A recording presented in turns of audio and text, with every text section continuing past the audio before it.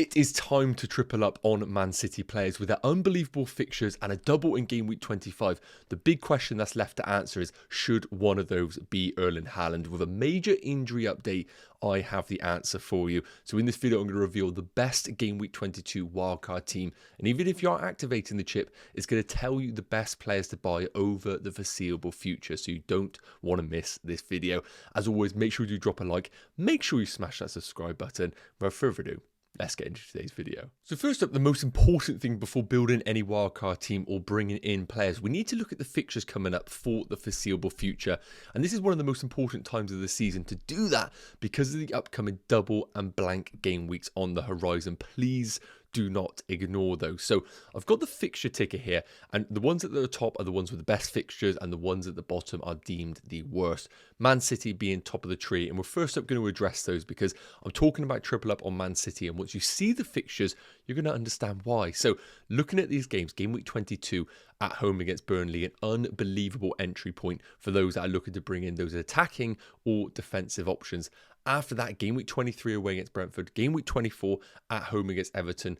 But the big one, game week 25 has been officially announced as a double with 2 home games, which is absolutely huge, at home against Chelsea and Brentford.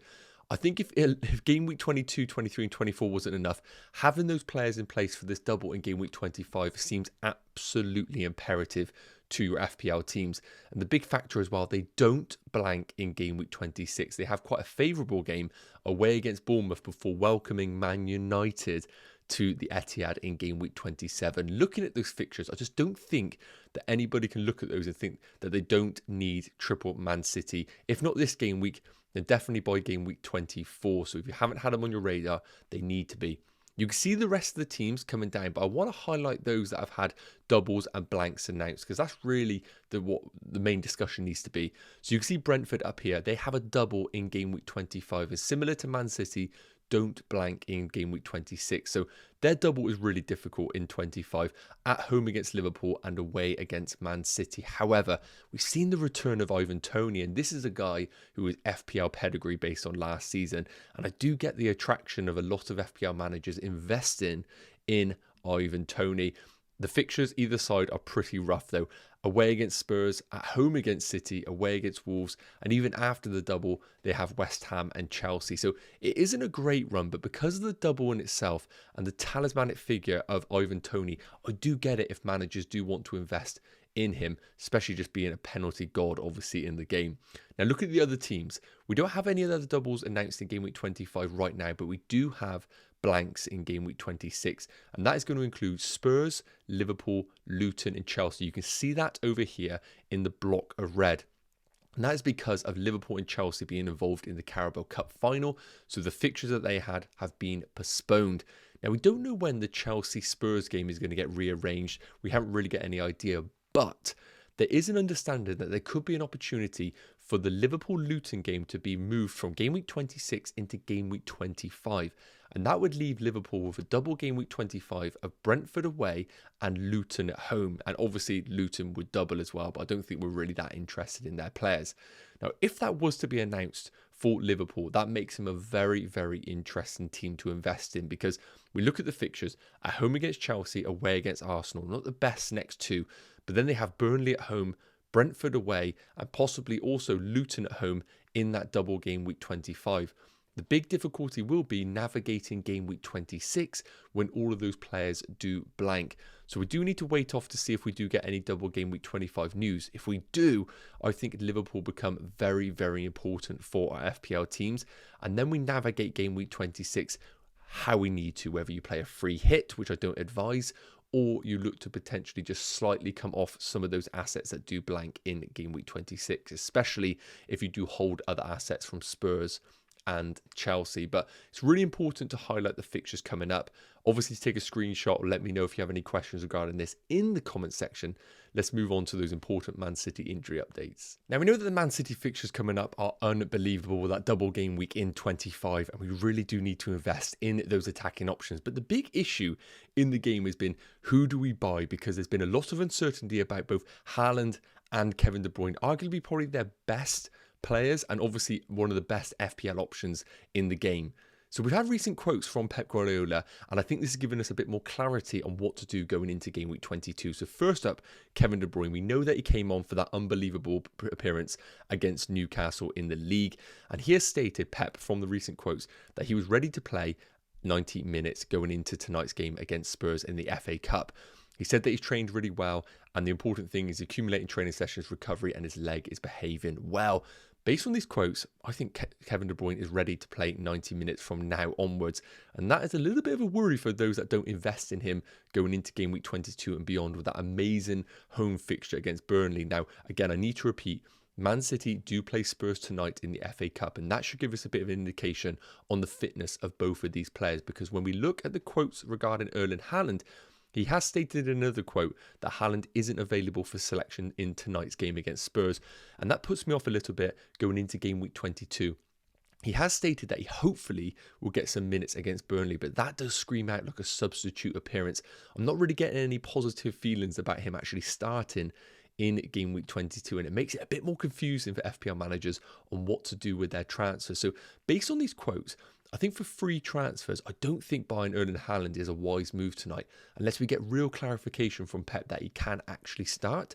Whereas Kevin De Bruyne, based on these quotes, I think we've got the green light to buy him in game week 22, and it makes it really interesting for the game whether managers want to deviate in different directions or not. Okay, so let's get our teeth into this game week 22 wildcard team, and we're kicking it off with the goalkeepers. Probably the most boring part of this wildcard, so I will keep it very, very brief. Now, looking at these two, I think we need to keep it cheap and cheerful. Yes, you can be investing in some of the big guns, the Alissons, the Edisons, the Martinezes at Aston Villa, but I just don't really think it's needed right now with so many premiums coming either back into the game or soon. We have to remember Salah and Son aren't even available for game week 22. I think we need to keep certain positions cheap and cheerful. And these two have been fantastic so far this season. Yes, there has been frustrations regarding West Ham's clean sheets. Yes, there have been worries about Dubravka, but I don't see any goalkeepers coming in for Newcastle, and it doesn't look like Nick Pope is returning anytime soon. So I just think we keep it cheap. If you want to go even cheaper, you could sacrifice one of these. I probably would keep Areola just because eventually Dubravka will lose his place, and you could downgrade him to a 3.9 like a Matt Turner, for example. But I don't think we need to overthink the goalkeepers. Keep it cheap. I'm going for these two. I will put up the fixture rotation over the next 6 or 7 game weeks, and it does work really well. Yes, we don't have any double game weeks for these goalkeepers, which isn't ideal, but the fixtures are great over this period. I think you can confidently play one of these, knowing that there is at least an opportunity for a clean sheet over that period. So I'm going to stick with Dubravka and Areola in a wildcard team, but I get it if you want to invest in maybe more of a premium asset. I understand that. Okay, so moving into the defenders, and we have our first bunch of players that I deem essential in a game week 22 wildcard. Those are highlighted by a red square. Yes, I know the graphics are phenomenal on this channel, but I feel like those that are going to be highlighted, I just can't see a world where I wouldn't put them in a game week 22 wildcard team. So for the defenders, those include Trent Alexander-Arnold, Estupiñán, and Pedro Porro. So first up, of course, Alexander-Arnold. He is a lot of money at 8.5 million, and I am hoping that maybe some managers out there got him a little bit earlier, so you are buying him at a cheaper price to what I'm showing on screen, because all the prices you're seeing here are basically their price as of the time of recording. So I think Trent right now, a little bit of doubt about his fitness, but the quotes from Jurgen Klopp, have suggested that he is going to be available for that FA Cup game. And then I would think that he is going to be available for game week 22 onwards. Maybe just wait for a bit closer to the deadline for a decision on Alexander-Arnold, but it sounds like he will be available. And with the potential, and remember it's a potential double in 25, it's very difficult to see a world where you won't own him. Obviously, the issue with Liverpool is they are going to blank in game week 26. So if you're keeping players like Trent in a game week 22 wildcard, you do need to plan a little bit in advance for game week 26 blank. But I think sometimes managers get a little bit worried about those blanks and don't really look at the fixtures in front of us. And Liverpool, yes, they have Chelsea and Arsenal, but Burnley and Brentford are still fantastic. And I think going without him, even though you're trying to manage game week 26, is just going to be an issue if you do avoid him. Estupiñán, no problems with the fixtures coming up, some of the best fixtures long term. And what I love about some of these defenders here is that they offer both clean sheet potential but also attacking potential. Over the weeks, we've had really boring picks like Saliba, Gabriel. Yes, I know Gabriel is in this team, but I think we need to go for those attacking options. And Estupiñán has hit the ground running since he's been back at Brighton, and I don't see how you can not have him in a game week 22 wildcard. And also Pedro Porro, and this is going to be a really interesting one because he doesn't double in game week 25 and he blanks in game week 26. So I actually really understand if managers want to go without him. But again, we need to look at the fixtures that are presented in front of us. Spurs' next 3 include Brentford at home, Everton away, Brighton at home and Wolves at home. Yes, they blank in game week 26, but then they have Crystal Palace at home in game week 27. I just think the fixtures are too good. Yes, I know they blank in game week 26, but sometimes when the fixtures are that good, you are just going to be missing out if you don't have somebody like a Pedro Porro, who is so close to those monster returns. You know it is coming. And yes, I know as well, people have been buying him at a cheaper price. So also at 5.9 million, you might have had him at 5.4, and selling him is not the answer, especially if you've had him long term. So those 3 are locked in on this team. I just don't see a world we can go without him. I've gone for a cheap enabler in Van Heck at Brighton. You can go cheaper if you want to, but if you can afford it, 4 million, starting pretty much every game for Brighton. And as I mentioned, the fixtures are great long term. I don't think you're going to need him in this team, but I think he's a good investment if you can afford that money. Now, the big one is going to be Gabriel of Arsenal. Now, the fixtures coming up for Arsenal are a little bit ropey. They don't double, they don't blank. They got some tricky ones in there, but I do trust the Arsenal defence long term. And Gabriel at 5 million has showed his worth that he is an amazing attacking defender, even though he is a centre-back. So I think this is a position that can be expendable. I think you can downgrade it to a cheaper route, and I will show you some options later on in this video. But right now, if you can afford it, I do like the balance that this team has with the attacking options and then the investment in the Arsenal defence that I know is going to be quite high in FPL. So that is the defence. Let me know your thoughts in the comments. Okay, moving into the midfielders, and this is probably what we've all been waiting for right now. You can see I have 3 that I have basically highlighted as essential picks for going into game week 22. And that is going to include Kevin De Bruyne. It feels so good to have him in a team. Phil Foden and Diogo Jota. So first up, Kevin De Bruyne. Based on the quotes that we've seen, based on the fixtures coming up, if you're wildcarding in game week 22, you just have to put him in your team. And even if you're not wildcarding and you have the luxury of free transfers to bring him in, I think it's very difficult not to right now. I know it feels like we're all jumping on the bandwagon a little bit off the back of a 20-minute cameo against Newcastle, but this is a guy who is tried and tested. He knows how to get the job done, and I do think that he is one of the few explosive assets in the game who could really go off at any given fixture. So I love the idea of Kevin De Bruyne at 10.6, and he also gives you an amazing captaincy option for this weekend. Now, I've put Phil Foden as essential as well, but I have been one of those managers that I said I don't like the underlying numbers as much as others. His XG and XA are around 0.25 per 90 in both departments, so they aren't absolutely incredible, but when the fixtures are this good, as I mentioned, I just think we need to invest in the Man City attack. And with the doubts maybe of certain players like Bernardo Silva, maybe even Julian Alvarez, I think Phil Foden's game time is going to be, while a little bit of risk of the return of De Bruyne, actually okay over this period. And I do think that he is a shrewd investment for your Man City assets. So Foden is in, but I get it if you feel a little bit worried about his game time going forward. The other one is going to be Diogo Jota, as I mentioned. With the absence of Mo Salah, and it looks like he could be out until potentially game week 25, I think Jota's game time absolutely skyrockets. And he's been in unbelievable form, and he's actually been featuring for Liverpool. Now, as we previously discussed, at the time of recording, they don't double in game week 25 and they blank in game week 26. But there is an expectation that that game week 26 fixture will be moved into game week 25. And if that were to happen, I think it's really hard to go without Diogo Jota. 7.9 million for a midfielder. I just think it's a no-brainer to get him into your Game Week 22 wildcard team. And then you just deal with Game Week 26 when we get there. We have to attack the fixtures that are in front of us. And I know they have Chelsea and then Arsenal, but I don't really see the Chelsea game as a really tricky game. And Liverpool's attack is probably one of the most functional right now in the league for output. And I think you need a piece of that pie. So Jota is in. Don't see how you can go without him. Now, the other two I think are quite interesting. Cole Palmer is in, mainly because I know so many people have had him since day one, have got so much value tied up in him. When we look at the fixtures coming up for Chelsea, we need to remember they blank in game week 26, but they're away against Liverpool, at home against Wolves, away against Palace, and away against Man City. So they're not incredible fixtures, but when I was looking at midfielders around his price bracket and even up to the likes of 7 million, I still came back to Cole Palmer as the best option. He ticks all the boxes. He's a talisman right now in this Chelsea team. He's on penalties, and Chelsea are getting there slowly under Pochettino. So I get it. Game week 26, it's not ideal to have him in this team alongside other players who blank like Trent, like Porro and Jota. And that's why I do think Cole Palmer is expendable. But because you've probably accumulated so much value in him, if you do sell him for your wildcard or a free transfer, you need to know that if you want to buy him back, you're going to have to pay that premium price.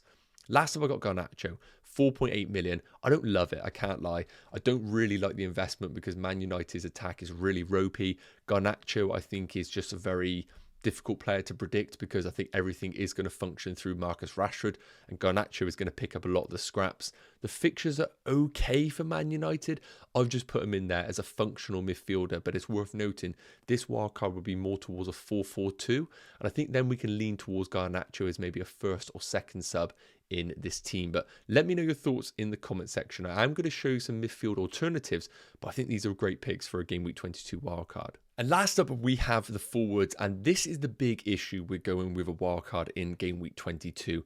You don't know whether to have Erling Haaland or not. So one school of thought is that you go with Erling Haaland, like I have done in this Game Week 22 wildcard. You accept that the minutes could be limited against Burnley, but you know that you have him from Game Week 23 onwards. So you're not basically banking a transfer going forward. The other school of thought is that yes, Haaland could play, but it might only be 10-15 minutes. Why don't you just get a forward like a Julian Alvarez that is guaranteed to play in this fixture, and then you can change him to Haaland in Game Week 23 and beyond? That is kind of dependent on what kind of FPL manager you are. Right now, I've put him in the team just because I know I'm going to want him from Game Week 23 and beyond. So why don't we just put him in now, work the team around him, and know that maybe even 15 minutes of Haaland against Burnley could be great returns. So Haaland's in right now, but I am going to show an alternative wildcard team which doesn't have him in, alongside those that I deem non-essential, which I really think you should check out. I think it's quite essential to see because I think you might be tempted by the other wildcard team.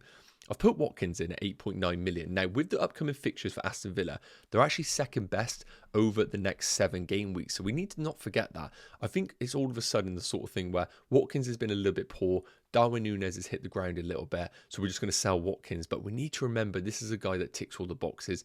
Talisman in a good Aston Villa team with some of the best fixtures going forward. Look, Sheffield United away, Forest at home, Luton away. Amazing fixtures over the long term. And I think it's quite a scary thought selling a Watkins, who sometimes could be 100% owned when people put the captaincy on him. So I get it. It's quite a boring pick going for Watkins and Haaland. I do think there is opportunity for managers to go a little bit more differential, and I'm going to show you how you would do that. But right now, I have gone for the boring Watkins and Haaland move with the knowledge that you've just got Haaland in your team for the foreseeable. Morpay is a bit of an interesting one. I do not think this one's essential. As you can tell, I don't think any of these forwards are essential because I don't have a red box around them. Morpay, he might be getting some game time. He might be striking up a good partnership with Ivan Toney. And with the double game week in at 25 for Brentford, he could be a nice differential over that period.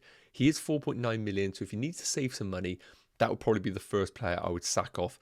Downgrade that to maybe a 4.4 million in Cameron Archer if you need to save the funds. But I think that's quite an interesting differential for us to consider just because of that double. So here's the Game Week 22 wildcard team. Remember, the price that you can see, 101.7 million, is based on the prices of now.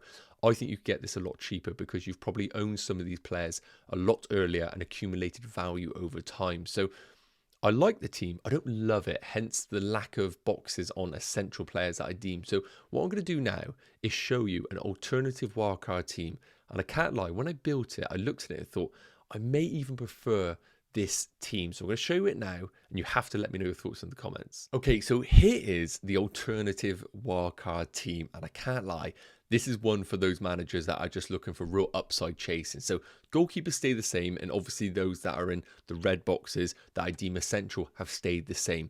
Van Heck is there, but again, I think that could come down to a 3.9 like a Charlie Taylor if you want to. Now, the previous wildcard team that I showed you would more or less be a 4-4-2 every week, whereas this one would much more be a 3-4-3 draft. I've gone for Concert a little bit cheaper at 4.6 million. As I mentioned, Aston Villa's fixtures over the foreseeable future are the second best of all teams. So I think he's quite a nice investment. I think his game time is pretty locked in. But again, we need to keep an eye on the transfer window, because if they do buy anybody, that could impact Konsa. But I'll be very surprised, because he's been such a consistent performer for Unai Emery. So Konsa's in. You could go even cheaper, maybe someone like a Malagusto, but then you have problems because they don't play in game week 26. Whereas Aston Villa have a really good game at home against Nottingham Forest in game week 26, so he could help out your team if you don't want a free hit. Now moving into the midfield here, and again, there are major issues with this team that I do need to address. I've brought Richarlison in because the upcoming fixtures are fantastic for Spurs, as we discussed, and not having a piece of that attack does feel a little bit wrong. Now the big issue, I've replaced Cole Palmer, who blanks in game week 26, for Richarlison, who blanks in game week 26, so we're not really resolving the issue there. And I have put Chukwuemeka in at 4.2 million. I am conscious he's a Chelsea player, so please do ignore Chukwuemeka. We would need to change him to a player that features in game week 26. Otherwise, this team is in a world of problems. So I probably would recommend maybe changing Chukwuemeka to a midfielder that features in that period. My advice would probably be getting yourself maybe an Aston Villa midfielder at a cheap price, or we go back to the players that we know, like a Garnacho at 4.8 million. But I think Richarlison is great if you want to chase the upcoming fixtures. 3 home games in the next 4, and then he blanks in game week 26. But over that period, he may have accumulated enough points to justify the difficulty that you may have with game week 26. The big difference here is the forwards. I've gone from a very template Watkins, Haaland, and then a bench player to a front 3 of Darwin Núñez, Julian Alvarez, and Ivan Toney. Now, Ivan Toney's fixtures are horrible, but he does double in game week 25. He's a talisman, and on penalties, I quite like him at 8 million if you want to go there. And Darwin Núñez obviously has been great over the last few weeks. And if Liverpool do double in game week 25, you're going to have the triple up of Trent, Jota, and Darwin Núñez. And if Mo Salah is still out for Liverpool, I think that is by far and away the best 3 that you can own. And Liverpool's attack looks so good right now. I really like the differential of having both Jota and Darwin Núñez in your team. And I've gone for Julian Alvarez as well at 7 million. I think this is the best of both worlds. I think he gets decent minutes against Burnley at home. You keep enough money in the bank to then upgrade Julian Alvarez to Erling Haaland in game week 23. Now, of course, that's going to totally depend on if you have the money available on your side, but we can make sacrifices if we need to. For example, I think Richarlison, even though he's brilliant over the next 4, could be downgraded to an Anthony Gordon. He has equally good fixtures and also plays in game week 26. So that ticks that problem, gives you money in the bank, and then will easily be able to upgrade Alvarez to Haaland if you didn't have the funds. Remember, changing Chukwuemeka is probably the advice, and you could also downgrade a Konsa to a cheaper option if you need to. Maybe someone like an Everton's Braithwaite, who plays Brighton away in game week 26. Not ideal, but at least it is some minutes. So I really like this alternative wildcard team. I think it is the ultimate overall rank chasing team. Let me know your thoughts in the comments. I really do like it. Yes, guys, okay, that is going to wrap up today's Game Week 22 wildcard team video. I really hope it provided some value, and again, why we do need to start investing in that Man City attack. As always, if you enjoyed today's video, please do drop a like. We're aiming for 250 on this video, and if you could smash that subscribe button, that'd be absolutely amazing. Thank you so much. Have an amazing day, and I'll see you in the next video. Take care. Cheers.